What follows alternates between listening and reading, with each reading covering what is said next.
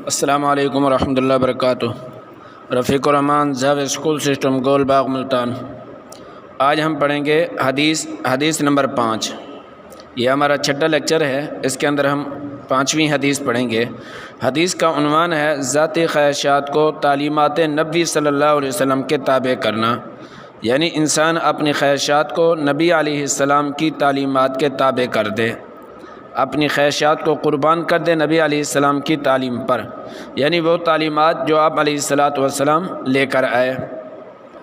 حدیث کی عبارت ہے لا یؤمن احدکم حتی یکون ہواہ تبعا لما جئت بہ، لا یؤمن احدکم حتی یکون ہواہ تبعا لما جئت بہ۔